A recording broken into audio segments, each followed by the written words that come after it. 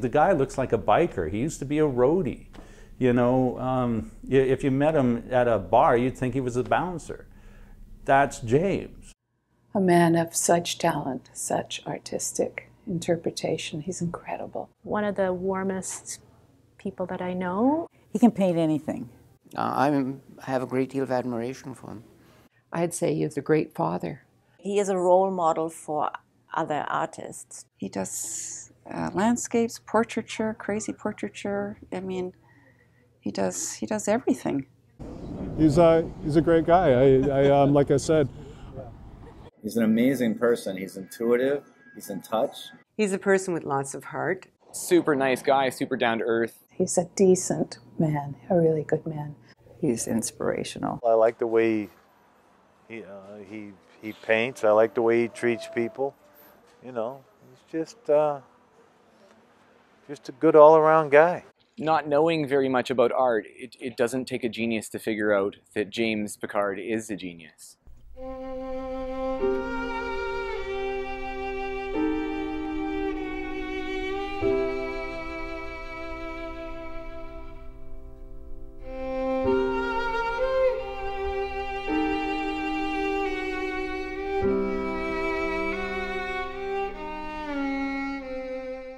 Well, I've been painting ever since I was a child.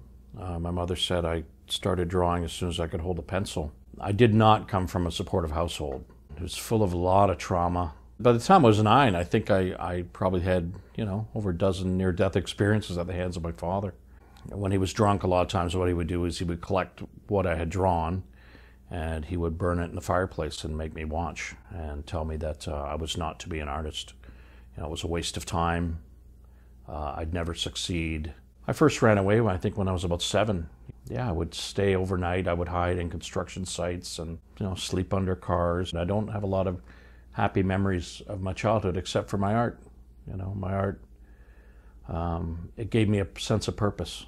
And all the times that my father would say, "You're worthless," or "I'm going to kill you," or, no matter how bad the beatings were, I knew I had something. I knew I had some talent and some ability, but art was what saved me. I put all my energy into my art. When I say it saved my life, it kept me alive because I had such a passion for it. Even at a young age, I could not stop doing it. I did terrible in high school. I was never there. I was expelled and never applied myself because I didn't care. And I really just cared about art. That's all I really wanted to do. So when I went to art school, I started getting great grades. I found this is something I could really sink my teeth into, and I just took off from there. As I progressed in art, I could see that there was many different levels to art. People trying to paint to make money, and then there was people leaving a legacy and making change and real true dedication. Not, I want to be an artist, but I am an artist. I have no choice but to be an artist. I found I was quite capable of surpassing a lot of my professors. I was starting to revere the masters. People that were dedicating their entire existence on the planet to art. I started researching their work, and that was my aim, was to be up there, aim high, and be a master at what I did. I learned more from these dead artists than I did from my live teachers, that's for sure. So after I went to art school, I apprenticed with a number of well-known international artists, and I got a good understanding of how the art world worked. And I started exhibiting. I was in different competitions and won some awards, and I've been exhibiting my work all over the world. And that being said, my life is all about art and creating. And as an artist and a human being, I draw my inspiration from everything around me. And I start looking at the state of the world, and I can't turn that stuff off. It's fuel for me. It feeds me. The choice to paint and create fulfills me with a great happiness, and the choice to have impact on this world and to make a positive difference is the legacy I'm trying to leave behind. When I first met James, I could tell that this is not an average person. This is not the kind of person that you meet every day. Maybe it's the kind of person you don't even meet once in a lifetime. James had an unusually difficult life. He grew up in an abusive home. He lost a lot of really good friends. He lost his best friend and his biggest supporter when his sister was murdered. As tragic as his life can sound when you put all those events together, this is someone who, because of the kind of person he is, has turned those experiences into a strength. And I think that what James went through in his life has created the kind of person who has resilience and really understands what difficult is. I get asked a lot what makes James different, and it's a really hard question to answer, because I think there are a lot of answers. And there aren't enough adjectives to describe James. This guy goes to New York, this guy helps out with Children's Hospital, then you find the history of him, you know, and you're going, okay. His humanity, his empathy, his sympathy to others is incredible. He is a very sensitive, deep-feeling man. He's very caring. He's been through a lot in life, so he can really empathize with people. He's an artist. I mean, you know, his work is his life. I think the bottom line is he cares very, very much. He lays it out there, whether you like it or not. Sometimes I worry about his health because I think, how can you possibly go on it like that night after night, day after day? But that's his life. He used to use sheets as canvases when he couldn't afford canvases. The guy has to paint. At the end of the day, if he hasn't painted that day or drawn or made a sketch, even if it's 3 in the morning, he stays up to do it. He'd give up an awful lot of things before he'd ever give up his art. I think he has no fear. And he does things that many other people would choose not to do because it's too difficult. We're all just so lucky, blessed to have James as a teacher, because he's so much more than that. I think he can explain things in the terms that we can understand. I'm loving this Dark and the Wounded. The dark and wounded, and that's what life is to him. There's the painted piece of work, but then there's the bigger piece of it all. So part of it is the canvas, part of it is the setting. He's added, you know, he's worked with people that add music to it, so you got this multi-layered experience happening. I think what James is showing the world is that we can move past where we've been. There is hope. There's hope. And James says he wants to change the world. James just isn't like other artists. He's trying to make a statement. He's trying to push the boundaries of art. When I think about the people in our history who have made a difference by having a vision and having some incredible talent and having conviction such that they will never stop what they're doing. Like, they would rather die than stop trying to make the change that they see as needed in the world. That's the kind of person that I've come to know in James Picard. I have no doubt that he will overcome every obstacle that's put in his way. The Dark and the Wounded is going to impact every person who sees it. It's a world tour. It is accompanied by incredible music by Jeff Dana. It takes place in historic locations that reflect the same subject matter that James is shining a light on. All of these elements are so powerful within themselves, but when James has put them into a balance, it creates something that is unprecedented. When I am at these shows and I talk to people who have been to hundreds of art shows, they will go out of their way to say they have never been to anything like this before, and they have never felt so affected by art. I went to Dachau.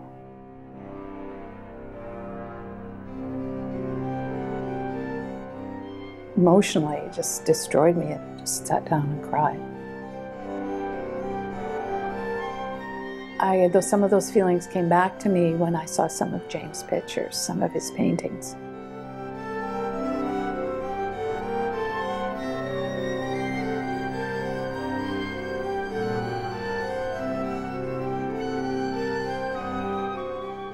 Man's inhumanity to man.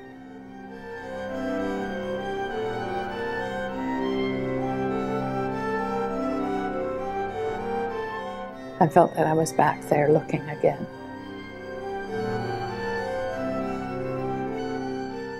And I see Auschwitz and I see such dark.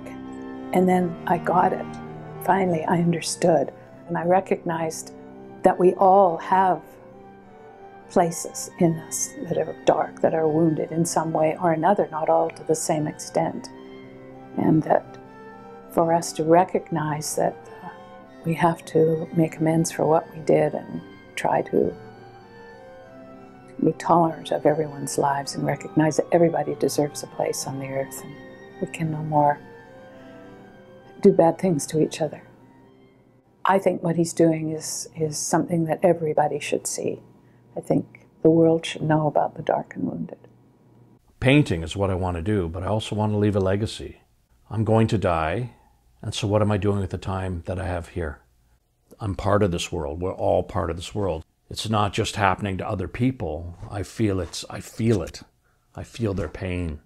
And maybe that's because I've gone through a lot of pain, but I feel, you know, as an artist, I feel that, and I can't turn that off. When I look at the state of the world that it's in now, and the state of humanity, the state of us as individual human beings on the planet, as individuals, as society, as a whole, as a species, I see us as in so much trouble. You know, I see a lot of good things, but a lot of bad, and we can't control the bad, but there's a lot of bad that goes on that we just choose to ignore. And by choosing to ignore it, it's only festering and getting worse. It's like a wound. And it's those wounds, if we don't address them. And we see this I mean, just pick up the newspaper, and I always use Columbine as an example, but here's a wound that we acknowledge, but then we don't want to look at it. It's festering. It keeps occurring. The wound is not healing. We're not healing because we're not dealing.